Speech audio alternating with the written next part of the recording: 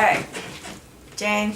Chris? Alright, this is totally off the cuff, so nothing planned. Just some updates. This is 2 days after we got the GMC motorhome. And Chris could talk about that ride or drive up there. So there's, yeah, this is the start of a journey. Yeah, she has a little had a little anxiety about it, but the ride back was kind of interesting. It made it all the way back to our storage lot in Plano, and I didn't get it up above 60 at all, which that's a good thing. And really you start to notice the wind starting about 55, around there. So it becomes slightly uncontrollable at 60, and it feels like it's going to need steering linkage work, it's going to need suspension work, it's going to need new tires, new brakes, probably new brake cylinders. The engine is very interesting. We had gotten an air filter to take with us in case the old one was dirty, or just clean it out, especially after having read about the engine compartment catching fire if it doesn't have one. So I get there and open up the engine compartment, and somebody was hot rodding with it, and they decided that rather than have the engine or the air filter in the little unit, they would take it out and they would weld it all around. The only place I've ever heard of that being done is on hot rods in order to get more horsepower out of your engine. But the engine was running fine. We did, like I said, it's kind of sucked that we couldn't put a new filter in, but it made it back. The brake light issue that we saw, we found out what that was. It wasn't the parking brake, which they've actually replaced the original parking brake with a foot switch parking brake now. And the parking brake apparently, or not the parking brake, the actual brake pedal ends up sticking as you're just driving. So that's why she was seeing some flickering going on with the backlights, and that's probably why I said the cylinders are probably going to have to be replaced. That'll be lots of fun. And then we started looking around to see where we can actually get it serviced. We thought the service center that we are storing it at was a full service center. That's lesson number 1. When you see an RV storage / service place, don't assume it's service as in an automobile, because that's what I did. Like, oh hey, we can just park it there and they'll service it. Like when you see auto mechanics servicing, you think of the mechanicals. Oh no, not here. Yeah, it's a coach service. They do everything for the home side, none of the actual mechanical work. So now we're actually going to be I've been calling around and finding different mechanics that can take a look at it. They recommended one guy fairly close, so I'm not too concerned about getting it the mile distance that it takes to get it over there. But that's not an RV mechanic either. It's actually a truck kind of mechanic, and he does a lot of diesel work. He was kind of interested to know that there's a front-wheel drive motorhome ever, so that didn't give me a whole lot of confidence. But I don't think he was doing all of the work either. He had some actual mechanics that were just kind of hanging out, waiting for parts, and that looked like they do all the work. And those guys actually seem kind of cool. One guy, he changed a flywheel and he swore he would never do it again. But we're now in search of a full service RV center that can actually help us out with the actual repairs that we're going to need. This guy, I might actually let him take a look at the brakes just to make sure that we can actually get a little further distance without them failing on us. The brake pad's real mushy right now. It doesn't fall all the way to the floor like it would if something was actually leaking out of the brake line, but it is real mushy. I'd rather have it be nice and firm. Stopping's good. Yeah, stopping is good. It's always good. And the ride was bouncy. It's definitely going to need new airbags. And let's see, what else do I know? And then the interior is, it's not bad, but it's definitely dated, and that somebody had redone it once or twice in the past. So the gauges inside, like the fuel gauge, reads full, but it's not the actual one you need to look at. The actual one you need to look at is actually down to your left now, because they replaced all of the fuel gauges and everything. The dash is horrible. It's actually in good condition for a 1973 dash, but for a modern vehicle, no, don't think so. Gonna have to do a lot of interior work. The cabinetry and stuff like that's not too bad, but it has a very small bed in the back, and we do want to get that kind of replaced with a queen. We've seen it done online, and then we also are interested in getting some slides added to it. I called Cinnabar today, and they say that it's not structurally safe if you do slides, but at the same point, we've also seen people who've put slides in the back, put slides on both sides, one side, and yet they seem to make it work. So I don't see any reason why it should be, structurally unsafe. If you're doing it right and you have people who know what they're doing, do it. Right. I think my favorite gauge though is the fact that if you look at the holding tank level, it says half full. Yeah. So it's like, what's that business?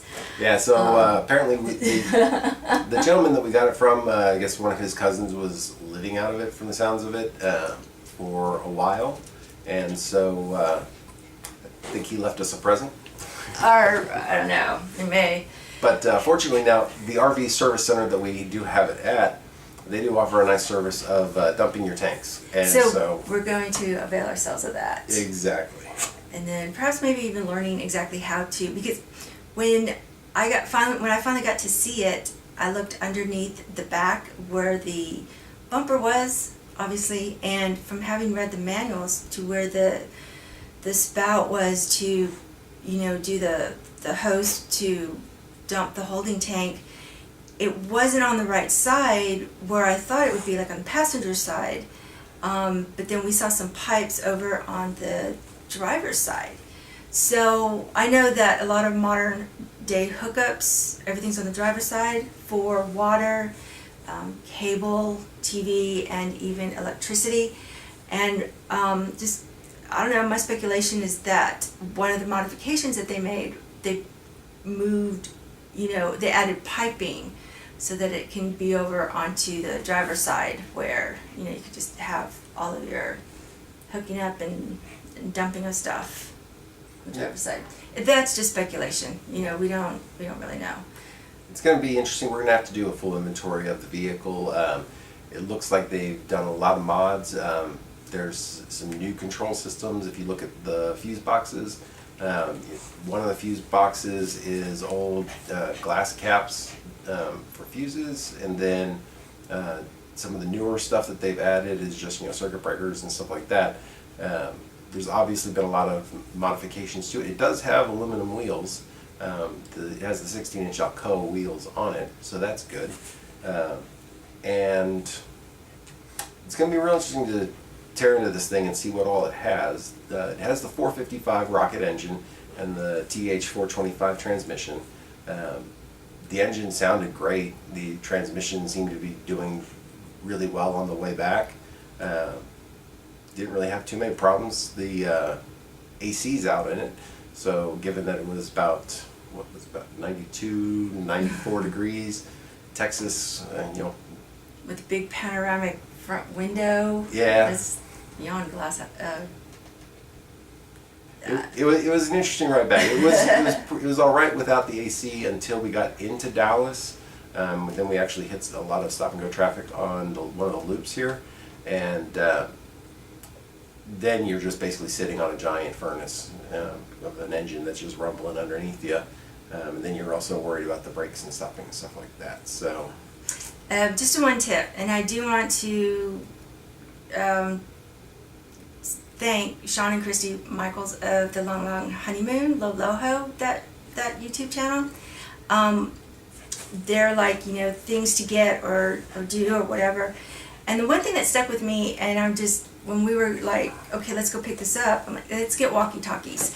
And I just wanted to say that that was probably the most useful thing that we had. I know that there's, the modern thing called a cell phone, but at least considering the fact that Chris had to spend so much time concentrating on driving, having a walkie-talkie in each of the vehicles, you just pick the unit up, press a button, talk, and let go. I wanted to make that note, and I don't know if they'll see this video or not, but thanks for that suggestion. It was taken up by some new RVers, and it was probably one of the best things, I think, because then that way we were also able to coordinate our drive coming into Dallas on a Sunday afternoon of all things, but then again at the state fair this week, so I don't know if that was probably one of the things, but traffic was so bad. It was stop and go traffic, and it's like, well, do you want to get off? No, I want to continue. I was like, well, okay, well, we're going to get off. And that, once he told me the direction he was going, that helped me to prepare. We're going to go in this direction. So, I know that they said, if you're trying to back up a trailer, walkie-talkies help. Well, it helps beyond that. Plus, also, when you were backing up, like, I knew that he had heard me, because the first thing I said was like, stop, stop, and the seller's dog came bounding out of the house right behind the RV. It's like, really? Of all the places that dog could have run to, just right behind the RV. And so Chris was able to stop. We got the dog out of the way, and I knew at that point that we were at least able to communicate. Plus, also, I think we got separated for, a few blocks, whatever.